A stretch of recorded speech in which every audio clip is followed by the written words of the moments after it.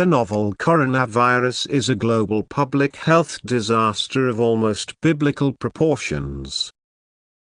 It is a once-in-a-century occurrence that threatens to destroy countless lives, ruin economies, and stress national and international institutions to their breaking point.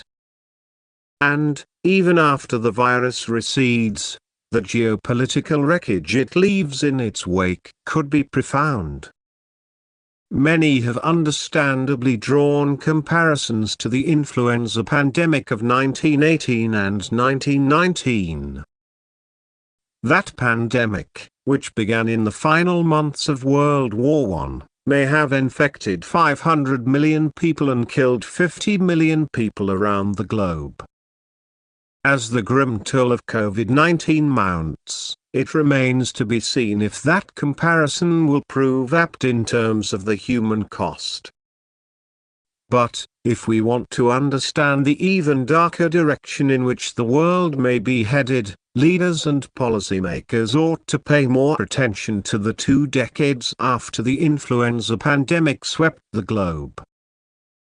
This period, often referred to as the interwar years, was characterized by rising nationalism and xenophobia, the grinding halt of globalization in favor of beggar-thy-neighbor policies, and the collapse of the world economy in the Great Depression. Revolution, civil war, and political instability rocked important nations.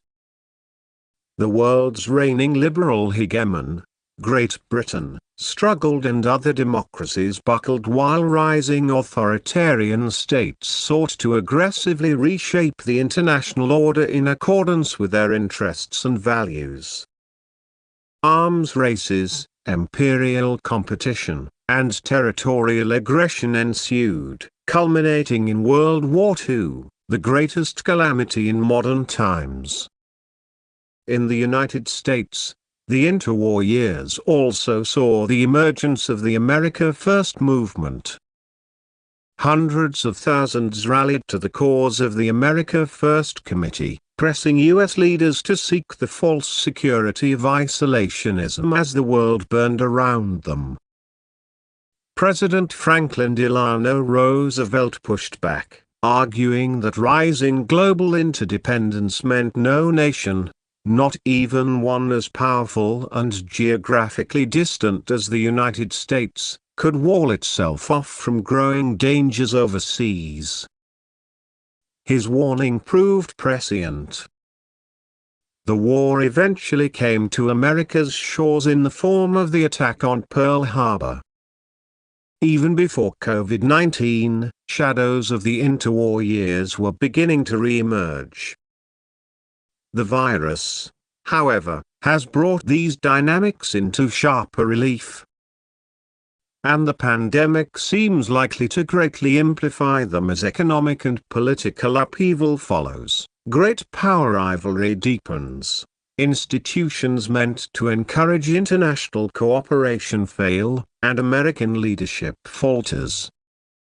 In this respect, as Richard Haas notes, the COVID-19 pandemic and the aftershocks it will produce seem poised to accelerate history, returning the world to a much more dangerous time. However, history is not destiny. While COVID-19 worsens or sets in motion events that may increasingly resemble this harrowing past, we are not fated to repeat it. Humans have agency. Our leaders have real choices. The United States remains the world's most powerful democracy. It has a proud legacy of transformational leaps in human progress, including advances that have eradicated infectious diseases. It is still capable of taking urgent steps to ensure the health, prosperity, and security of millions of Americans while also leading the world to navigate this crisis and build something better in its aftermath. America can fight for a better future. Doing so effectively, however, requires understanding the full scope of the challenges it is likely to face. a more turbulent world.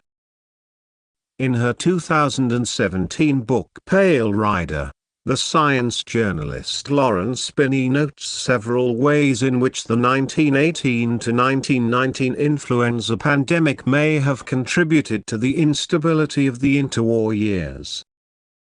Some historians and political scientists have argued that the flu contributed to the defeat of the Central Powers by leading to widespread illness among German troops and tipping the Austro-Hungarian Empire into collapse. The breadth and depth of the trauma caused by the infection of 1/3 of humanity also contributed to disenchantment with both capitalism and colonialism in many countries, as badly suffering underclasses noticed the disparate impact of the virus on their lives. The flu may have also bent the course of history by infecting key leaders at important junctures. Some believe it worsened Woodrow Wilson's underlying health conditions during the 1919 Paris Peace Conference, convened to end the war and establish mechanisms like the League of Nations to prevent its recurrence, although there is no historical consensus on this score. But, Spinney writes, historians do reach a degree of consensus when it comes to the massive stroke he suffered the following October. His earlier bout of flu certainly did contribute to that, they believe. That stroke left an indelible mark both on Wilson, leaving him paralyzed down the left side, and on global politics, because it rendered him unable to persuade the US government to ratify the Treaty of Versailles, or to join the League. Germany was forced to pay punitive reparations, stoking its people's resentment, something that might not have happened had the US had a say in it. By turning Wilson into the greatest obstacle to his own goals, the Spanish flu may therefore have contributed, indirectly, to the Second World War. Spinney also points out that the flu killed or debilitated other important world leaders and officials, perhaps playing a minor role in making the Russian Revolution more chaotic by felling a senior advisor to Lenin and encouraging the coup in Spain by weakening King Alfonso XIII. In addition, the pandemic sickened Mahatma Gandhi at a key moment in India's push for independence. Meanwhile, widespread illness among Indian farmers and laborers combined with drought to drive up food prices, further heightening grievances against British imperial rule. More broadly, the injustice of a system that could allow millions of Indians to die from influenza was hard to deny.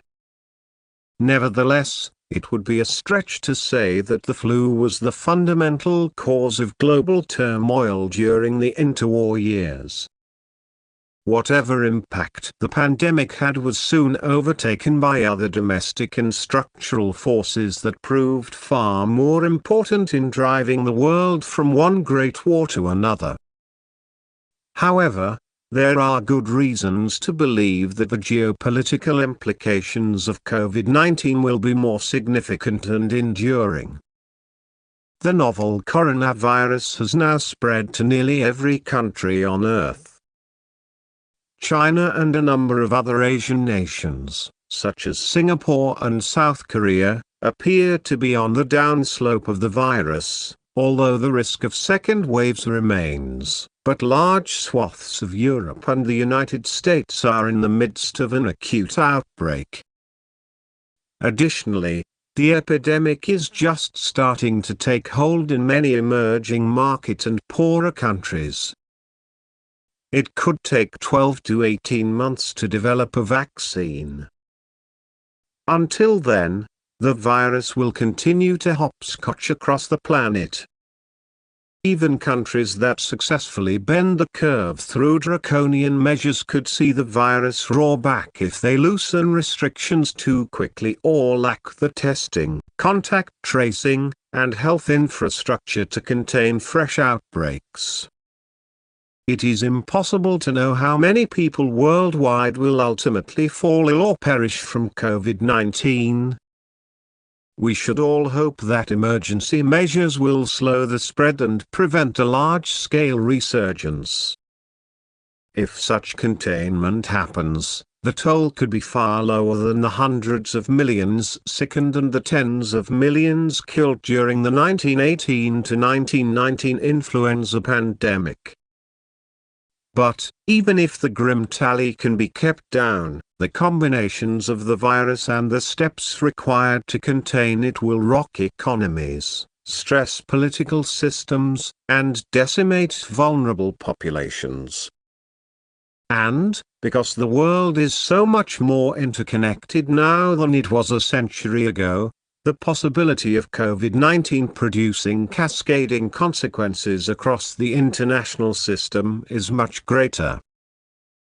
The prospect is further heightened by the likelihood that the crisis will accelerate and magnify the many pre-existing domestic and international forces that were already hurtling the world in a more fractured, competitive, and conflictual direction before the pandemic struck. Economic disaster. The planet has seen unprecedented economic expansion since World War II, improving the lives of billions of people.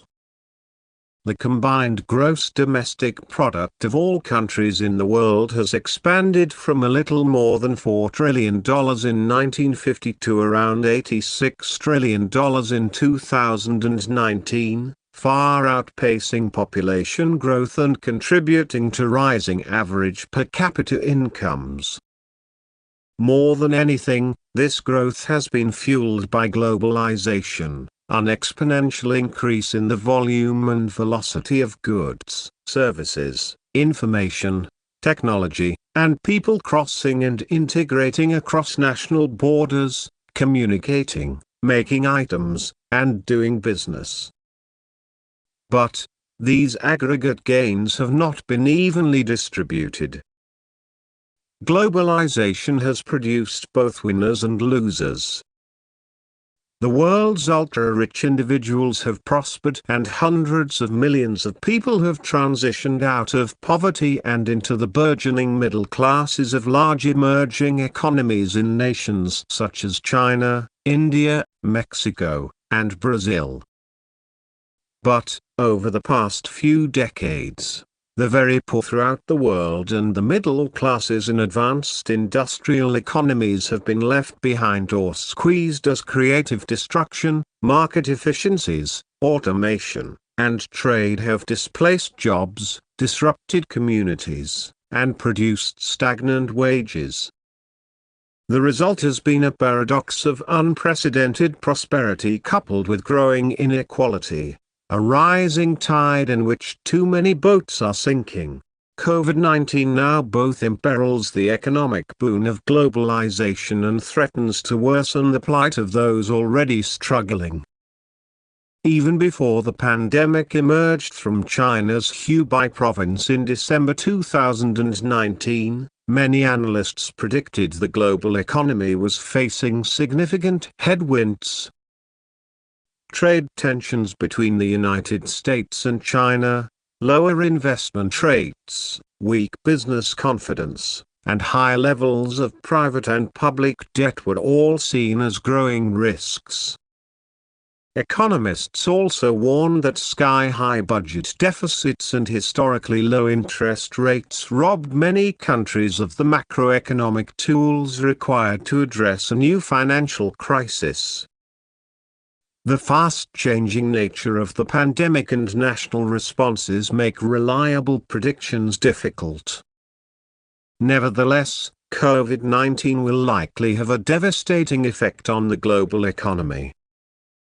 The speed and severity of the damage in the United States have already been breathtaking and unprecedented. The Congressional Budget Office estimates that the U.S. economy will decline by more than 7% during the second quarter of 2020, constituting an annualized decline of more than 28%, though the decline could actually prove to be much larger. The unemployment rate in the United States, which stood at 3.5% in February and increased to 4.4% in March, could jump to more than 10% in the second quarter of 2020 and still be as high as 9% by the end of 2021. Recent predictions by Goldman Sachs are even more dire, a 34% downturn in the second quarter, followed by a 19% rebound in the third quarter, and a 15% jobless rate by the end of the year.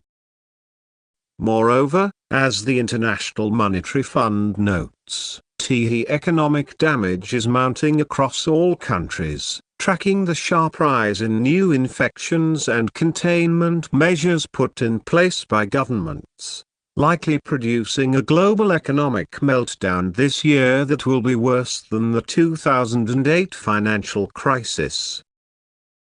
Travel and tourism have been shut down around the world, trade has been disrupted, factories and businesses have been shuttered, and billions of people have been forced to practice social distancing and shelter in place.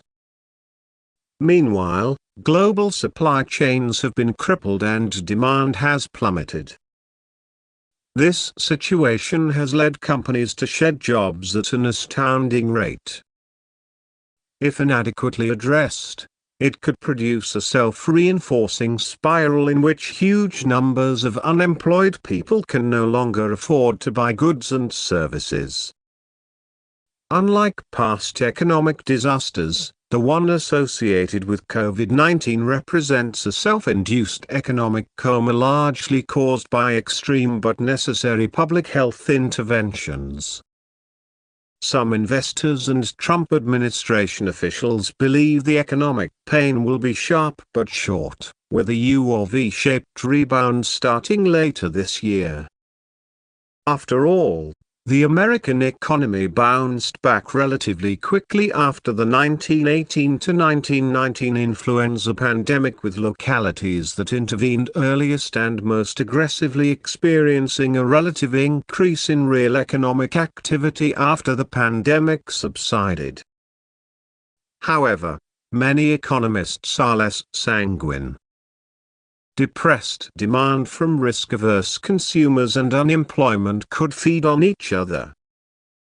Widespread bankruptcies among heavily indebted companies could weaken entire industries and threaten financial institutions. As the virus surges back in some places and spreads to others, intermittent local and national shutdowns will continue to disrupt work, trade, and travel. Existing global supply chains will be unreliable for many months to come. Moreover, there will be substantial political pressure to permanently deglobalize in certain areas, especially in relation to medicine and medical equipment, causing further economic disruption. Countries will have vastly different capacities to respond. Trillions of dollars in income support, credit, and loan guarantees may cushion some of the blow in the United States and Europe, but even wealthy nations will have a difficult time financing repeated rescue packages. Developing countries, including those already struggling from capital flight, currency depreciation, falling prices for commodities like oil, and enormous amounts of debt, will have far fewer options. Such countries also have comparatively poor health systems, putting them at much greatest risk of total collapse. All of these factors promise to worsen global inequality as disparate access to healthcare, social distancing requirements, and unemployment hit middle and low-income groups the hardest. Political upheaval. The virus and the economic disaster it spawns could, in turn, create new scenarios for political upheaval. In recent months, places as diverse as Chile, Hong Kong, Iraq, and Lebanon have experienced mass protests. millions of demonstrators have railed against the high cost of living, inadequate services, rising inequality, corruption, government repression, and abuses by security services. With large gatherings banned across the globe and people under stay-at-home orders, protest movements have gone dormant or shifted toward organizing for community pandemic response and online activism. But, it is easy to envision new waves of grievance-based demonstrations and threats to public order in many countries. In places where people are currently giving their governments the benefit of the doubt, or where they are simply too scared of public gatherings, patience could eventually run out and protesters could take to the streets en masse. The collapse of healthcare systems, inadequate economic support, and perceived government mismanagement could drive riots and demonstrations in some locations. In both poorer nations and more developed ones, public health restrictions that limit work could devastate those living on thin economic margins. Growing outrage could prompt clashes between desperate individuals and the security services enforcing those public health restrictions. Even in places that manage to deliver an effective response to the virus, outcomes are likely to be highly unequal and the economic dislocations could be significant, creating a new set of injustices. For example, the price of staple crops is already beginning to rise, creating the specter of the global food price spikes in 2007 and 2008 that led to unrest and riots